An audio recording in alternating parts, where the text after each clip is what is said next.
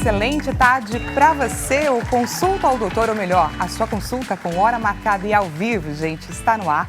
Hoje vamos falar a respeito de uma condição que diz muito sobre muita gente, que afeta muitos brasileiros. Chego a dizer que 40% dos nossos brasileiros sofrem aí com algum tipo de dor crônica, que, gente, não faz muito tempo, dor crônica deixou de ser um sintoma e passou a ser uma doença, tamanha a relevância e importância para todos nós. E a gente vai falar, é claro, de que forma que ela afeta as nossas vidas e o que a gente pode fazer, é claro, como alternativa para melhorar a nossa qualidade de vida, porque a busca aqui, gente, a gente tem um bate-papo para a gente se conscientizar a respeito de um problema e, claro, uma solução. Se você não sofre de dores crônicas, que bom para você, isso daí é excelente, mas eu tenho certeza que você conhece alguém que sofre. Então, se você lembrou dessa pessoa, ou você vai adquirir essa informação para compartilhar com ela, para ajudá-la nesse processo que muitas vezes é desafiador, ou você vai correr lá e encaminhar o nosso link de transmissão. O que você acha? Estamos ao vivo pelo site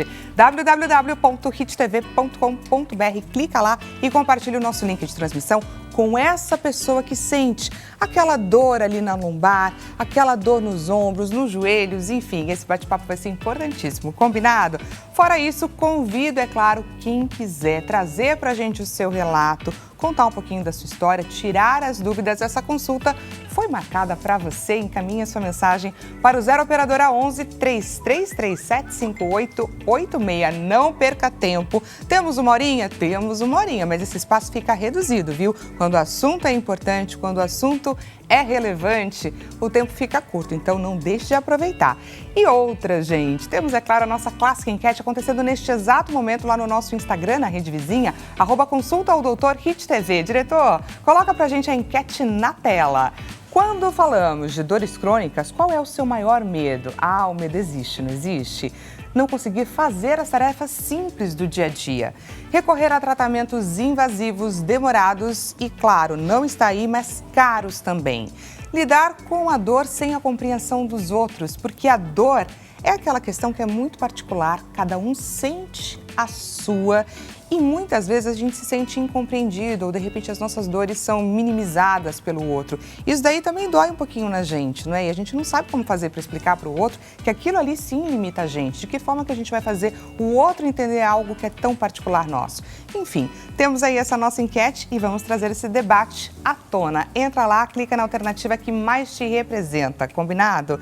Gente, para falar então a respeito de dores crônicas, quais são as dores mais comuns, de que forma que elas impactam no nosso dia a dia e como que a gente pode fazer, é claro, para buscar um caminho em busca de qualidade de vida, a gente vai trazer aqui dois olhares. Olha que interessante. Vamos ter a participação de um fisiatra, que é um especialista em reabilitação de doenças, de lesões, e um médico que é especialista em medicina da dor, que trata, inclusive, gente, condições extremas e também desafiadoras, como a neuralgia do trigêmeo, que é considerada a dor mais intensa já conhecida por um ser humano. Vamos conhecer então um pouco mais a respeito dos nossos doutores de hoje na nossa tela.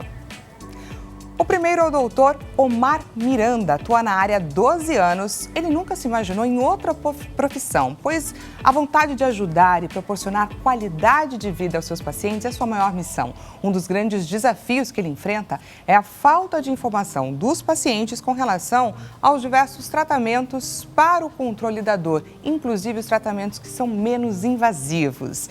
Vamos conhecer então a respeito do próximo doutor, o Tadeu Costa. Atua na área há 10 anos. Seu desejo de participar diretamente na construção de uma saúde melhor para os pacientes e para a nossa sociedade foi o que o levou a escolher essa profissão. Por perceber que a dor é restrita, limitante e gera inúmeros impactos negativos, ele foca em promover alívio e também em assegurar que a qualidade de vida seja devolvida para os pacientes. Sejam muito bem-vindos, doutores. Gostamos demais de saber um pouquinho a respeito de vocês. Obrigado, mais uma vez. Muito obrigado. É uma honra, viu, Omar, estar aqui contigo num tema tão importante. Igualmente. Né? E o bate-papo vai ser intenso. Eu gostaria que vocês trouxessem agora um pouquinho do lado de cada um de vocês, como que vocês trabalham e atuam no combate da dor, tanto fisiatra quanto você especialista em dor. Começando, doutor Omar. Perfeito. Bom, primeiro vou me apresentar. Sou o Dr. Omar Gomes Miranda, tá? Sou médico especialista no tratamento da dor e sou médico intervencionista também. Minha área de atuação ela é muito ampla, ampla. Quando a gente fala de dor, a gente está falando de um universo, tá, de doenças. E todas elas, se não todas, a grande maioria tem sim alguma coisa minimamente invasiva, alguma conduta, algum tratamento para fazer. Que tá? pode ser Por feito. enquanto tem vida, tem esperança. E é isso exatamente o que a gente propõe para os nossos pacientes. Que bacana. Seja bem-vindo. Obrigado. E você, Tadeu? Dani, eu tenho trabalhado na área da dor de 2018 para cá, com mais intensidade, depois da pós em dor. E logo na sequência fiz a fisiatria, que me abriu ainda mais essa experiência do tete-a-tete, tanto da reabilitação e da dor crônica. Por quê? Muitas vezes, esse paciente que passa por um problema de saúde pequeno ou grande, ele vai precisar, em algum momento, de algum cuidado, ou para cuidar da dor aguda ou da dor crônica, que inevitavelmente compromete a vida por inteiro, tanto do paciente e muitas vezes de todos que convivem com ele, né? A gente estava comentando um pouquinho antes de começar o quanto que a dor crônica também aflige no ambiente laboral, né? Na rotina de trabalho. Então, muitas vezes, isso também faz com que as pessoas se ausentem do trabalho muitas vezes. A limitação é extremamente complicada. E olha só, gente, segundo a Sociedade Brasileira dos Estudos da Dor, pelo menos 37% da população brasileira sofre de fato com dores crônicas. A gente foi no nosso Instagram, abrimos ali uma caixinha para perguntar para essas pessoas que se identificam com esse nosso tema o que passa pela cabeça delas, qual é a palavra que as representa quando a gente traz como tema dores crônicas. E dessa forma, é claro, a gente formou uma nuvem de palavras para a gente tentar entender um pouco o universo dessas pessoas, por onde anda, o que mais preocupa essas pessoas, enfim. A gente deixou bem aberto, elas podiam usar a palavra que elas quisessem e aí então a gente compôs essa nuvem que vamos mostrar agora para que vocês, doutores, pudessem esclarecer um pouco mais o que é a dor crônica na nossa tela. Olha aí, quanto maior a palavra, mais forte ela aparece, mais pessoas falaram, é claro, esta mesma palavra. Então, a gente tem aí como a palavra central, limitação, cansaço, adaptação, fardo, dor. Palavras difíceis, né? Fortes. Exatamente. São muito fortes. Geralmente, até no consultório, eu comento para os pacientes que a dor ela é como se fosse um imã. E ele é um imã muito complicado, porque ele atrai coisas que muitas vezes são traiçoeiras e limitam muito. Quando a gente vê gastos financeiros, a limitação não só de atividades dentro de casa, a sensação de falta de pertencimento de um grupo, porque a pessoa, sem querer, acaba ficando em isolamento muitas vezes. Quem tem dor crônica se restringe quase que de propósito, porque sabe que se for na igreja, vai doer o joelho. Se for na festa, vai doer a coluna. Então, ela prefere muitas vezes ficar em casa. Então, quando a gente lembra que as dores crônicas, elas, no seu conceito primordial, eles lembram de experiência tanto sensitiva, de tato, mas também uma experiência emocional desagradável. É por isso que essa flutuação de nuvens e de palavras tão pesadas, como o Dr. Omar comentou, é porque envolve a emoção. Quando a gente define dor, a emoção está dentro da definição da dor. Então é por isso que dói tanto, né, Omar? Exatamente. De fato, de todas as palavras que estão mencionadas aí, a que mais chama a minha atenção, uma palavra muito forte, muito pesada, limitação. Nos consultórios que a gente tem, nos 5 locais de atendimento, eu sempre pergunto para os pacientes, por causa da dor, quantas coisas você já deixou de fazer? E eles param para pensar, será que é importante? Será que o tempo de tratar agora? Será que não dava para fazer alguma coisa lá atrás? Não. Eu faço os pacientes pensarem um pouquinho sobre isso. Quanto a dor está limitando a vida deles? Como o colega mencionou, não somente a dor quando a gente fala de dor, existem muitos fatores, tá? Fatores sentimentais, emocionais. De fato, tem um estudo muito importante que fala que, a primeira vez que eu li, o número fica, para mim, inclusive, muito alto. Tá? Forte. É muito forte, 90% é muito. Tá? Fala 90% dos pacientes atingidos por algum tipo de dor crônica, independentemente do segmento físico, seja joelho, quadril, neuralgia do trígemo, seja o que for, eles têm algum grau de depressão, leve, moderada ou grave. 90% é muito. E se você para para pensar, por causa da dor, vamos supor, nos joelhos, as pessoas param de fazer as atividades de lazer que eles tinham. Se isolam. Exatamente. Exato. Dormem mal. Dormem mal. Se alimentam mal, porque muitas vezes, quantas, não é, gente? Sentimos dor e perdemos o apetite, perdemos a vontade de comer. E quantas vontades que a gente não perde, infelizmente, por conta, é claro, da nossa dor. O mapa de tratamento, ele é muito particular. É um mapa que muitas vezes vai depender não só do paciente, vai depender também da construção desse cuidado com a equipe médica, assistencial, multiprofissional, intervencionista. Muitas vezes esse cuidado, ele tem tantos detalhes e todos importam. É por isso que dá muito trabalho cuidar de quem está com dor, com intensidades que nem sempre são tão altas, mas às vezes são tão persistentes que isso acaba restringindo, baqueando. E a dor é muito particular. Exatamente. Dr. Matheus, falando um pouquinho sobre isso, a dor, né? A dor é uma característica individual. Cada quem sente a sua, tá? Então, muitas vezes, a gente não espera muita empatia da parte do outro, tá? Porque ele não consegue sentir o que a gente está sentindo. Exatamente. Então, a individualidade da dor tem que ser abordada de paciente a paciente. Só por exemplo, você que atende consultório também. Exato. Uma consulta de dor, pelo menos no meu consultório, é 1 hora e pouco. Ou seja, pelo menos é 1 hora, porque paciente com dor crônica é um paciente muito complexo. Tá? Às vezes, a parte emocional está atingindo o paciente num 90% e a dor em si um 10%. Você tem que descobrir isso daí.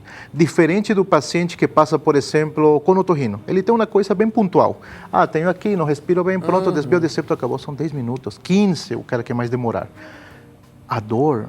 paciente com dor crônica, um paciente muito complexo. Você precisa entender o perfil desse paciente. Entender o paciente. perfil do paciente, exatamente. O cuidado passa a ser holístico, né? Exatamente. Exatamente. A não lembrava anamnese dessa é palavra. essencial. Exatamente. Qual é o conceito de fato de dor crônica? Porque aqui a gente está falando sobre dor crônica, no nosso consciente, é uma dor que dura um tempo. Exato. Mas que tempo é esse? Excelente pergunta. A dor crônica, ela é caracterizada por uma persistência ou um tempo maior de 3 a 6 meses. Por quê? Porque diferente da dor aguda, ela tem um começo, um meio e um fim. A dor aguda, ela é muito particular de sintomas de problemas acontecidos naquela situação específica. De esbarrão do joelho, de tropicão, de escorregar e sem querer bater. A eventual dor de cabeça ocasional. Agora, a dor crônica, não. Ela deixa de ser um sintoma, se transforma, a depender do tempo, na própria doença, né, doutor? Sim. E muitas vezes, esse pulo do gato, nem sempre o paciente tem o domínio dessa informação e, infelizmente, nem sempre todo profissional de saúde tem esse domínio dessa informação. Tem a sensibilidade. Tem que ter esse cuidado, porque, só para finalizar essa frase, a dor crônica, ela agudiza. É a crise de quem tem dor crônica que tira a pessoa do sério, não a dor crônica. A crise de dor é que crônica tira a pessoa do sério. E aí, o cuidado quase minucioso ali, para que a gente tire a pessoa, não só da dor crônica, mas principalmente dessas eventuais crises, né? Exatamente. Dr. Tadeu comentou sobre dor crônica como sintoma e dor crônica como doença. Quando é e quando foi que dor crônica passou a ter CID? Tá, mais ou menos assim. Antigamente, a dor crônica era só um componente de um espectro maior, de uma doença. Tá? Só que agora, hoje em dia, a dor crônica, inclusive, já tem CID, que é o R52. O qual a dor crônica, mais uma vez, independentemente do segmento do corpo que está sendo atingido, ela já é considerada uma doença, já tem CID. É o R52. Quando, mais ou menos uns 6 a 7 anos atrás, Super que isso entrou em recente. vigência, é recente. Era só conhecida como um sintoma, algo a mais que tinha uma determinada doença. Hoje em dia é uma doença considerada assim. E o leque é tão grande. É imenso, o universo da dor é gigante. E até lembrar que, às vezes, até quem está acompanhando a gente, Dani, existem origens de dor crônica. Às vezes, a pessoa está passando por uma dor crônica de origem oncológica. Às vezes, a pessoa está passando por uma dor crônica de origem musculoesquelética. É o músculo, é o tendão, é o osso. Existe dor crônica pós-operatória, de pessoas que até então tinham outros problemas, mas depois da cirurgia passaram a ter a dor. E, poxa, a cirurgia não queria levar isso para ela, mas foi, infelizmente, uma situação que ela viveu. Então, a origem da dor crônica compromete diretamente o tratamento dessa dor crônica. Porque desenha tudo. Exatamente. E aí a gente vai encontrar quase que na origem parte dos problemas, e quando a dor aguda não é bem tratada, ela também vira dor crônica. Então, não tem onde correr. Quando a dor crônica tem que conversar com quem sabe. Exatamente. A gente preparou uma tela para conseguir entender um pouco mais a respeito destas origens. Diretor, na nossa tela, que os nossos doutores vão comentar e explicar para a gente. Temos aqui 3 principais origens, né, dos tipos de dor. Nociceptiva, isso, nociplástica e neuropática. Explica para a gente, traduz para a gente essas 3 palavrinhas um pouco difíceis de compreender. Elas são diferentes mesmo, foge um pouco da rotina das pessoas que não convivem com esses termos. Por quê? Porque elas caracterizam as fibras nervosas que caminham a informação ou de temperatura, ou do tato, ou eventualmente da pressão. E um desarranjo dessas fibras sensitivas que levam essa informação da coluna até lá em cima na cabeça, no mapa mental do nosso corpo.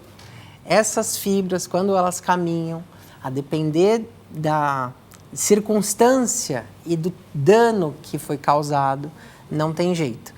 A gente classifica a origem da dor pelas fibras que estão levando essa dor. Então, a nociceptiva é a típica dor músculo-esquelética. Tá. A nociplástica, eu vou deixá-la por último, só para fazer um suspense. Um mistério. A dor neuropática é a dor do nervo machucado, do sistema nervoso machucado. Por isso que dá tanto trabalho de cuidar. E é só lembrar que a nociplástica, ela é mais atual. Ela traz alguns conceitos de definição daquela difícil dor da fibromialgia. A dor da fibromialgia é uma dor de autopercepção e de sintonia de como essa dor está sendo entendida lá dentro da cabeça. E aí a dor nociplástica, ela não é necessariamente neuropática, não é necessariamente nociplástica, nociceptiva. Por quê? Porque ela envolve a sintonia de como esses limiares de dores estão sendo entendidos. A síndrome fibromiálgica é a típica situação da dor nociplástica. Entendi. Você ia trazer outros exemplos, era isso?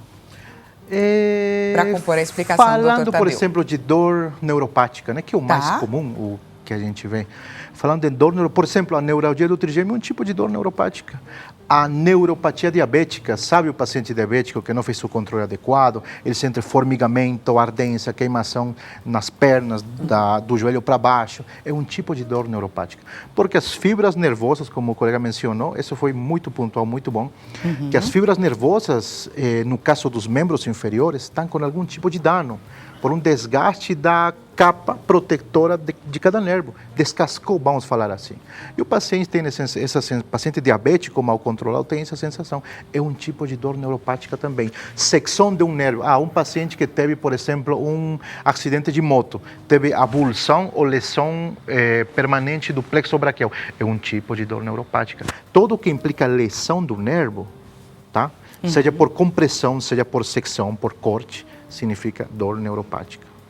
Eventualmente, quem está assistindo vai lembrar de um vizinho, de um colega que já teve uma amputação. Exatamente. É uma dor bem complexa.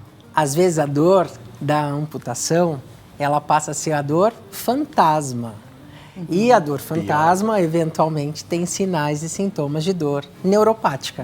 E é uma dor crônica. Nossa, na mesma frase, coloquei 3 tipos. Porque o tratamento envolve essas minúcias mesmo. De fato, o tratamento da dor no membro fantasma está fugindo um pouquinho uma das dores mais difíceis e mais complexas de tratar dentro da medicina da dor. Mesmo abordando o paciente, abordando o paciente desde o início, fazer o acompanhamento lá no centro cirúrgico, o pós-cirúrgico, mesmo assim é muito complexo tratar um paciente pós-amputação, tá? A dor do membro fantasma é uma dor tão esquisita, tão diferente, que o paciente, vamos supor, ele não tem um membro, tá? Porém, ele sente que o dedão está coçando, está doendo, porém ele não tem mais. E assim, é muito ruim, tá? Porém, na medicina intervencionista da dor, ela consegue sim minimizar o máximo possível o desconforto, desde que o cirúrgico, o pós-cirúrgico, seja muito bem alinhado com o cirurgião. A gente atendeu bastantes casos sobre isso. E aí, como que funciona esse tipo de tratamento? De tratamento intervencionista? Isso. Tá. Por exemplo, durante as primeiras 24 horas, falando especificamente desse caso, a gente consegue reduzir... Aqui a gente está falando, só para deixar claro para o nosso público, a respeito de uma amputação. Tá, perfeito. As primeiras 24 horas, após um procedimento cirúrgico tão cruel, vamos falar assim, né? Se você conseguir controlar a dor durante as primeiras 24 horas, 50% da dor está tratada. Como que a gente consegue fazer isso? Por exemplo, um catéter peridural, tá? Conectado a uma bomba de PCA, no qual o paciente consiga administrar à vontade a quantidade de medicação que ele precisa para acalmar a dor. Outra medida, no pós-operatório, colocar um catéter perineural do lado do nervo mais importante que foi seccionado, que vai ser o ramo do ciático, né? Colocar um catéter perineural ao redor e também colocar em bomba de PCA, que é uma anestesia, analgesia que o paciente administra. São medidas muito efetivas que hoje, infelizmente, só tem alcance em hospitais de grande porte. A gente trabalha nesses hospitais, a gente consegue sim oferecer, mas infelizmente não é a realidade dos outros serviços. Exatamente. Eu que, desde a formação, viu, Dani, venho acompanhando a realidade do SUS, que é uma realidade que é inegável o quanto o SUS consegue alcançar a saúde de cada um que está mesmo em casa ou eventualmente num hospital ou num centro de dor, mas a alta complexidade a gente deixa principalmente para os casos que exigem tudo isso. Às vezes os pacientes, na grande maioria, eventualmente até com problemas de dor neuropática de difícil controle, com um bom tratamento medicamentoso, uma boa série de exercícios, cuidados que eventualmente a gente precisa alinhar com a equipe multiprofissional, a própria alimentação que muitas vezes vai impactar nessa necessidade, o peso, a falta do músculo e, acredite se quiser, quando a gente cuida do final do nosso dia, né, a higiene do sono, quando a gente cuida de 1/3 do nosso dia, que é o terço da madrugada, a dor passa a melhorar. Por quê? Porque eu estou cuidando do corpo por inteiro. Não tem como eu cuidar da dor crônica se eu não lembrar do restante do dia. Óbvio que vai ter aquela senhora que o sonho da vida dela, às vezes no consultório, doutora, eu queria muito sentar no chão para brincar com a minha neta. Coisas tão simples não tolero, que a gente fazia eu não antes. consigo. E aí, é um trabalho, às vezes, de um batalhão de gente, para que a gente consiga deixar aquela senhora no chão para brincar com a neta. E é muito engraçado, mas assim, quando eu estou dando alta para alguns pacientes, eu lembro que eles, quando eles chegam, parece um trem descarrilhado, que dá muito trabalho para colocar um trem de volta para os trilhos. Mas todo esse trabalho, quando o trem volta para os trilhos, a vida segue viagem. Então vai ter dias de dor, mas o trem está no trilho. Vai ter dia de sol, vai ter dia de calor, vai ter dia de arco-íris, mas o trem está no trilho. Então, eu fiquei muito contente de ver quando o doutor comenta que se a gente cuida daquela dor do pós-operatório imediato, que é a dor aguda, 50%. A dor crônica não aparece. Então, é mais ou menos por aí. Exatamente. Muitas vezes que a gente tem que cuidar, né, doutor? Exatamente. Falando especificamente disso, no primeiro dia você consegue reduzir 50% da dor, no segundo dia 25% e no terceiro dia não estou falando que a dor vai zerar, tá? Porém, a gente vai minimizar uma dor absurdamente grande, reduzir ela no mínimo possível para o conforto do paciente, né? Quantos pacientes aparecem no seu consultório convivendo com uma dor há muito tempo, acreditando que não existia nada que pudesse ser feito? Pergunta muito boa, mais de 80% dos pacientes. Doutor, tenho essa dor na coluna, né? Já só trabalhei, sei lá, 35, 20 anos em tal empresa e tal. Doutor, até que meio que acostumei a viver com a dor. As pessoas se acostumam. Eles acostumam e eu falo assim, não é normal viver com dor. Não é normal. Esse é um conceito errado, né? Porque muitas vezes a medicina antiga, do passado e demais, quando não tinha todos esses recursos, não tinha fisiatra, não tinha intervencionista de dor, era o que tinha, você aprendia a viver com a dor. E isso foi passado de geração em geração. Porém, esse conceito mudou. Mudou e muito. Mudou e muito. É exatamente por isso que a gente está aqui, trazendo esse assunto à tona, porque você que convive com dor não precisa conviver com essa condição. Existem tratamentos à sua disposição. Vamos virar essa chavinha hoje? Temos perguntinha da nossa audiência. Pergunta na tela. A pergunta do José Trindade, de Taguatinga, Distrito Federal. José, seja muito bem-vindo à sua consulta. Marcamos ela para você. Boa tarde, Dani Doutores. Estou com uma dor intensa há mais de 3 meses nos braços, próximo ao ombro. Já não sei mais o que eu posso fazer. Poderia me ajudar? Vamos ajudar o José, Tadeu? Com certeza. Senhor José Trindade, olha só, motivo não falta para o seu ombro doer, mas principalmente sabendo desse detalhe que você me trouxe, que já tem mais de 3 meses, a gente tem que cuidar assim. Descartar, tem que passar por uma avaliação médica, descartar que não está tendo nenhuma síndrome do impacto do manguito rotador, que são os 4 principais músculos do ombro. Então, cuidando do manguito rotador, a gente vai prevenir um pouco da situação de bursite, sensação de desconforto para elevar o braço ou trazer para frente ou para trás. A carga muitas vezes é comprometida quando o ombro está dolorido. E vez ou outra essa dor pode levar aos músculos doloridos que precisa de uma medicação.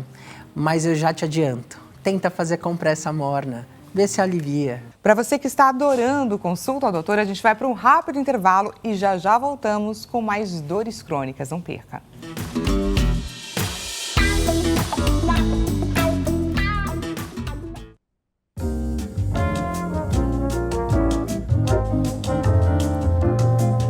Seja bem-vindo mais uma vez. Consulta ao Doutor está de volta. Caso você tenha acabado de chegar, o nosso bate-papo hoje é a respeito de dores crônicas. Pois é, se você não tem, provavelmente você conhece alguém que sofre com essa condição, que é extremamente limitante. O bate-papo hoje, gente, está riquíssimo. Portanto, convide essa pessoa, vamos fazer a nossa informação chegar a essa pessoa quem precisa ouvir a respeito de dores crônicas. Estamos ao vivo pelo site www.hittv.com.br. Encaminha lá o nosso link de transmissão. Te convido a você fazer parte da sua consulta. Aproveita esse momento, tira as suas dúvidas, traz pra gente seu relato. Teremos o maior prazer em te responder, combinado? Pelo 0 operadora 11 3337 5886. E temos aquela nossa clássica enquete acontecendo neste exato momento lá na rede vizinha, no Instagram, @consulta ao Doutor HitTV. Diretor, coloca pra gente a enquete enquete na tela. Quando falamos de dores crônicas, qual é o seu maior medo? Não conseguir fazer as tarefas simples do dia a dia, recorrer a tratamentos invasivos, demorados e, em alguns casos, que na sua opinião pode ser também caros, caríssimos, custosos, enfim, lidar com a dor sem a compreensão dos outros. Entra lá e clica na alternativa que você considera o maior desafio quando a gente traz o assunto dores crônicas. Antes de mais nada, antes da gente voltar aqui para o nosso bate-papo, hoje, gente, é dia 11 de fevereiro. Olha só que interessante a homenagem do nosso dia de hoje. Hoje é o Dia Internacional das Mulheres e das Meninas na Ciência. E olha, conquista é a palavra que define o roteiro de vida destas mulheres corajosas, dessas crianças também. E a gente preparou, é claro, uma homenagem para dizer a todas elas um feliz dia. Diretor, coloca aqui pra gente. A homenagem é para as meninas e mulheres da ciência que vencem em dobro, ao transformar o mundo com suas descobertas, mesmo em meio a tantos desafios e preconceitos. Elas abrem caminhos para futuras gerações, mostrando que existe sim espaço para todos. Que essa data inspire mais meninas a seguirem seus sonhos científicos e reforce a igualdade de oportunidades. Parabéns a todas as meninas e mulheres que brilham na ciência. Parabéns a todas essas corajosas que vencem em dobro. E vamos aqui do nosso tema, consulta ao doutor Dores Crônicas. Para você que chegou agora, o bate-papo está acontecendo, gente, com o doutor Tadeu Costa, fisiatra, e também o doutor Omar Miranda, que é médico especialista em medicina da dor. Aproveito, é claro, para agradecê-los mais uma vez a presença de cada um de vocês. Obrigado mesmo. Vamos de perguntinha da nossa audiência. Fiquei sabendo que estamos recebendo várias perguntinhas, então já vamos abrir o bloco com a primeira delas, na nossa tela. Pergunta da Benedita, de Mato Grosso. Benedita, seja muito bem-vinda. Boa tarde a todos. Minha filha tem dor crônica na cabeça. Isso acontece todo um mês. Como tratar? Aproveitando o gancho da Benedita, muitas pessoas sofrem com cefaleia, dores de cabeça, enfim. Vamos ajudar então a Benedita, começando, doutor Omar. Perfeito, senhora Benedita, boa tarde, tá? Entendo perfeitamente a sua preocupação, tá? Quando a gente fala de dor de cabeça, a gente tem que, primeiro, o ideal, passar na consulta com um médico especialista, definir de onde vem essa dor. Pode ser uma enxaqueca, pode ser uma cefaleia tensional. Hoje em dia, inclusive, quando a gente fala de dor de cabeça, de cefaleia, existe a Sociedade Brasileira de Enxaqueca, tá? Onde tem divisões e subdivisões. O importante é determinar a causa, que o que poderia estar acontecendo com ela, o fator causal e, obviamente, após uma avaliação muito bem conduzida, sugerir um tratamento, instalar um tratamento, que no primeiro momento 90% dos tratamentos, nesse caso, são medicamentosos, uso de medicação via oral, e apenas um 10%, quando nada dá certo, da terapia medicamentosa sistêmica, que a gente chama, a gente faz uso da medicina intervencionista da dor, onde hoje em dia existem sim tratamentos minimamente invasivos. Desculpa, só me adiantando a isso, porém existe tratamento sim. Respondendo à pergunta, precisamos passar, que a senhora traga e leve sua filha para a consulta com um especialista para determinar a origem da dor de cabeça, cefaleia, enxaqueca, determinar a causa e posteriormente o tratamento. Eu ia pegar um gancho um pouco, por favor, e aproveitar, dona Benedita, eu senti falta da informação da idade dela. Porque a fase da puberdade, existe essa questão, não é? Eu vivi muito isso, doutor. Nossa, era um sofrimento. Cada mês que virava, eu falava, eu vou ter aquela dor de cabeça, aquela enxaqueca, eu vou passar mal. Lá vem. Eu até perguntei, né, doutor Omar, porque a fase da puberdade é uma fase da descoberta, e aproveitando parabéns para as meninas cientistas, é uma fase da descoberta do corpo. Então, o corpo está numa zona de transição de uma fase infantil para a fase adulta. Essa fase, eventualmente, principalmente correlacionado com o ciclo menstrual, a famosa TPM, pode acarretar a dor de cabeça da TPM. Então, eventualmente, existe a cefaleia da pré- ou pós-menstruação. Então, se a cefaleia dessa menina, dessa garota, estiver próximo desse período, fica uma dica da investigação. E lembrar que tem, às vezes, gatilhos, né? Minha esposa não pode tomar um suco de abacaxi que ela fica com dor de cabeça. É mesmo? Se a pessoa tomar café, se a pessoa eventualmente comer um camarão, existem alguns gatilhos que aí são gatilhos digestivos, digestórios, que ativam também a dor de cabeça. E são muito pessoais, então não cada tem jeito, é uma, bem claro que individual, realmente. Cefaleia é o mundo, né? É o mundo. Determinar a causa, acho que é o mais importante, né? E isso só acontece após um exame físico rigoroso e muito bem conduzido, tá? Quando a gente avalia a cefaleia num paciente, independentemente da idade, você tem que primeiro descartar os red flags, que a gente chama, tá? Que são as bandeiras vermelhas. Se a paciente, durante a anamnese do exame físico, ela não tiver sinais de alarme para dor de cabeça, eu procuro as coisas, as causas bem mais tranquilas, por assim dizer. O exame e a consulta com o médico é fundamental. Aí, a partir dessa conversa, que é essa anamnese, que vai ter a conversa entre médico e paciente, aí vocês podem ou não definir alguns exames que podem vir a ajudar a complementar esse diagnóstico. Isso, tudo tem critérios e protocolos, tá? Perfeito. Não se solicita exames de imagem, por exemplo, para todo mundo. Tem critérios, né? Tem critérios e fluxos de diagnóstico que a gente segue. E dependendo disso, se ela se encaixar, talvez uma ressonância seja importante, tá? Talvez um estudo determinado mais específico seja importante também. Isso que o doutor comentou me fez lembrar um pouco da fibromialgia, que é a famosa dor crônica de difícil controle. A gente brinca que em 10 pessoas, 8 são mulheres. Né? Eventualmente, é difícil você encontrar um homem com fibromialgia, mas você encontra. Eu, com certeza, imagino que o doutor já tenha encontrado alguns. Eu já encontrei alguns homens com fibromialgia. Não encontrou. Você não encontrou? Agora não. Não encontrou. Então eu vou te encaminhar os meus que eu estou tentando cuidar. Só mulheres, assim. De fato, a literatura mulheres. fala, né? Uma proporção de 5 para 0,5. Ou seja, homem ter fibromialgia é muito difícil. Até agora não tratei nenhum. Olha É só. raro, mas eu já encontrei uns 3. O que acontece? Quais são os sintomas, as características das pessoas que sofrem de fibromialgia? Exato, bem lembrado. Porque assim, até tempos atrás, a fibromialgia tinha caráter muito músculo-esquelético. As dores dos tender points, os famosos pontos dolorosos da fibromialgia. E de 2016 para cá, um pouquinho mais recente, a gente está vendo que a fibromialgia não é só a dor, mas também um cenário nebuloso de vários sintomas chatos e de difícil controle. Porque a fibromialgia, ela traz uma fadiga crônica, eventualmente ela traz um humor deprimido, um humor depressivo, eventualmente a fibromialgia ela traz uma ausência de concentração, dificuldade de foco. A fibromialgia, sem querer querendo, acarreta outros sistemas, como o digestório. A paciente pode até ter síndrome do intestino irritável, dores de cabeça crônica. E o conjunto dessas coisas a gente denomina como uma síndrome. E a síndrome passa a ser a síndrome fibromiálgica. Então, hoje em dia, a gente trata a fibromialgia com grandes pilares terapêuticos. São 4, na verdade. Tá.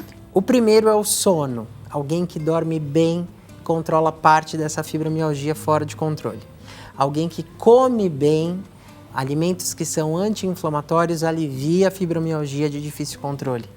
Alguém que se exercita, melhora a fibromialgia. Eu tenho pacientes que deixaram de tomar remédio porque começaram a correr aos domingos.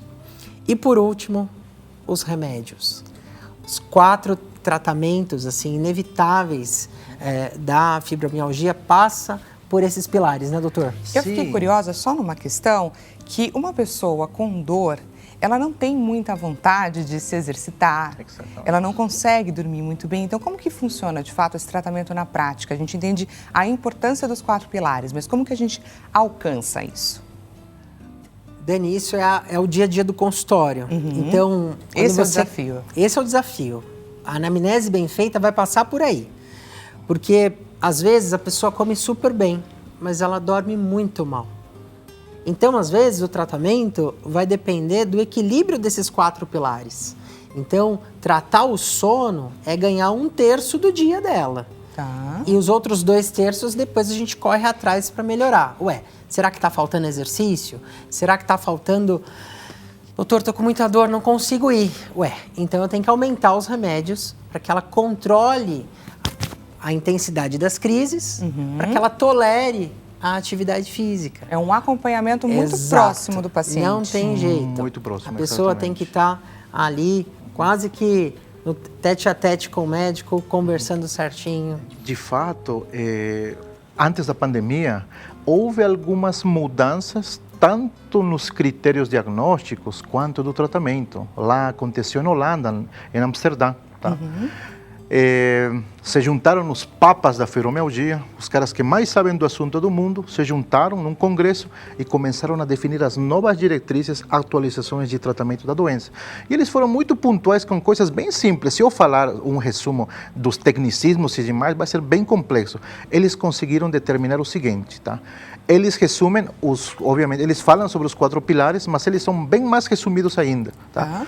Onde assim, o diagnóstico da fibromialgia, infelizmente, ela não mostra nada. Não tem exame de laboratório, não tem exame de imagem, é um diagnóstico no qual você investigou absolutamente tudo, não é isso, não é A, não é A, não é B, não é C, que o que restou? Fibromialgia, o diagnóstico é eminentemente clínico. Por exclusão. Exatamente, por exclusão. E por esse motivo, a anamnesis não dá para diagnosticar fibromialgia num cara que tem pressa. Se o médico não tem a sensibilidade e a vontade de te atender durante pelo menos 1 hora e te fala, não, toma esse remedinho, abraço, acabou, esquece. Seu diagnóstico será negligencial. Tem que ser pessoas que tenham sensibilidade e, sobretudo, conhecimento para recepcionar esse tipo de pacientes. Tratar paciente com fibromialgia é um desafio no dia a dia no consultório, tá? Porque não é o paciente mais otimista do mundo, tá? Ele nunca chega e aí, doutor, estou com dor a semana inteira. Ele já nem acredita que ele vai conseguir. Exatamente. Voltando ao tema vereda, do... né? Um caminho muito longo. Um caminho muito longo. Além de passar por diversos outros tratamentos sem sucesso. E o sucesso, né, doutor, ele está junto da expectativa. Então, Dani, eu sou aquele médico que sou muito otimista. Eu sou aquele cara que, olha, na hora da gente se divertir, a gente vai se divertir, vamos passear. Eu pergunto para o paciente o que você faz dentro da sua semana para que você tenha momentos de lazer. Essa é a anamnese bem feita, ela vai longe. E aí o que eu quero dizer, assim, não basta ser otimista, você tem que ser realista diante de um tratamento de difícil controle, como a dor crônica, da fibromialgia, entre outras. O que a gente conhece sobre o alinhamento de expectativas. Alinhamento de expectativas. Isso precisa ser feito, porque é aquela conversa honesta. Exatamente. Né? Então, nesse congresso, tá, onde se reuniram os caras que mais entendem do assunto, eles determinaram 3 coisas importantes. Tá? Primeiro, fazer uso das medicações, que a gente conhece como gabapentinoides, tá? Primeiro pilar. Entre eles está, com certeza os pacientes já escutaram, gabapentina, pregabalina e demais. Tá. E os 2 são os mais importantes. Segundo pilar, fazer uso de algum antidepressivo dual. O que eles recomendam e o que mais nível de evidência tem qualquer? A duloxetina, que também, certeza, os pacientes já tomaram. E o terceiro pilar, eles falam sobre atividade física. De tudo que os caras falaram, eles chegam na seguinte conclusão: qual dos 3 é o mais importante e mais relevante? Adivina qual? Atividade física. Atividade física, e todo mundo caiu para trás, falou, como assim? Pois é atividade física. Não adianta, como o doutor Matheus falou, o paciente toma risca, sua pregabalina de manhã e à noite, sua duloxetina de manhã.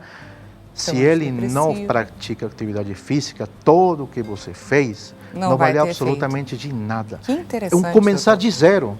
E foi isso que esses caras lá, os que mais entendem do assunto, eles lançaram para o mundo, é assim que se trata a partir de agora, lançaram as diretrizes. Porém, isso não significa que a gente tem que ficar, tipo, engessado, não.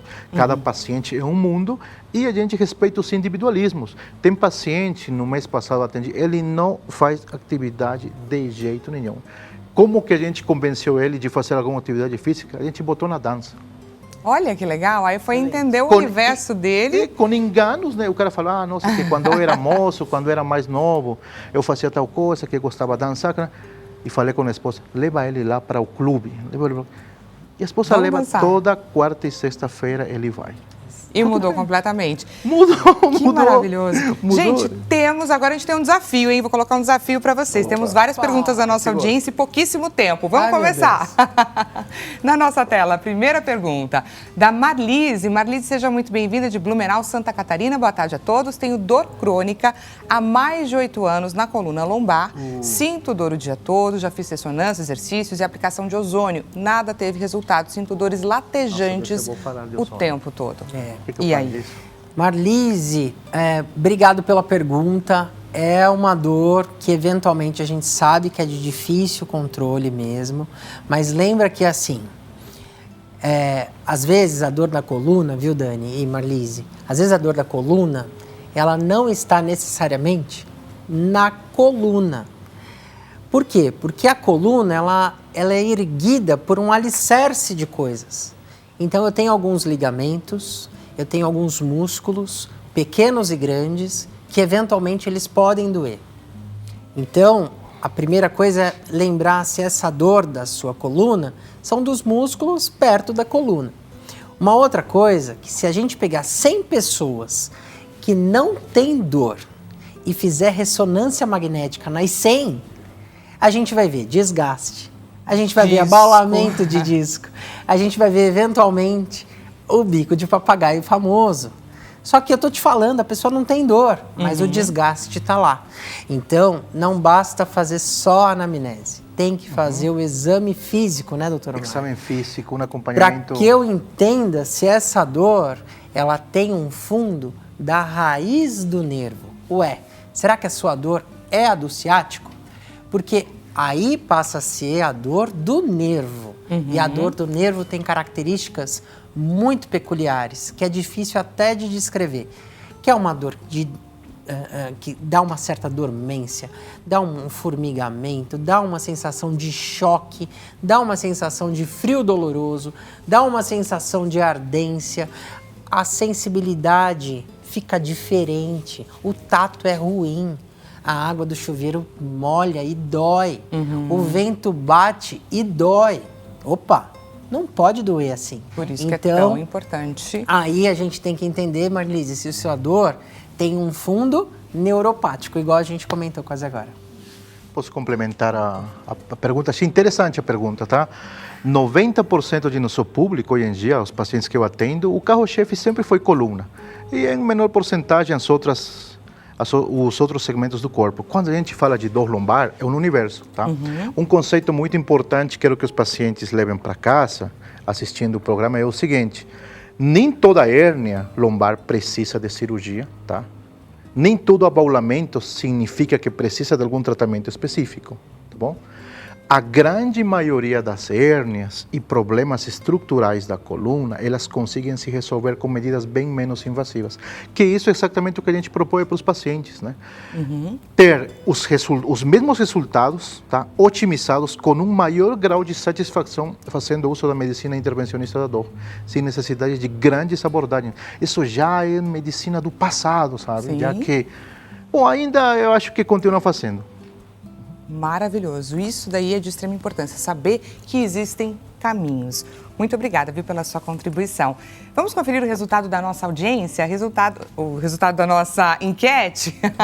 Quando falamos de dores crônicas, qual é o seu maior medo? 55% alternativa mais votada, não conseguir fazer as tarefas simples do dia a dia, que tem tudo a ver com o que você trouxe no comecinho do nosso bate-papo, não é, doutor? Que você já pergunta para o nosso paciente o que te limita. É um fato, é um grande medo que nós temos. E voltando mais uma vez à palavra, acho que mais forte que a gente falou aqui, que é limitação. Quanto que a dor está limitando, ou por causa da dor, que coisas o paciente deixou, parou de fazer. Sim. É aí que a gente sente saudade desse joelho que funcionava bem, que nunca doía. Que a gente dava valor. Que não dava valor, exatamente. A gente passou a dar valor. Passou a dar valor. E é isso. Perdeu, às vezes, o tempo do cuidado. Tem que cuidar. E fortalecer muitas vezes os músculos para que esses problemas musculoesqueléticos não tomem essa proporção, né?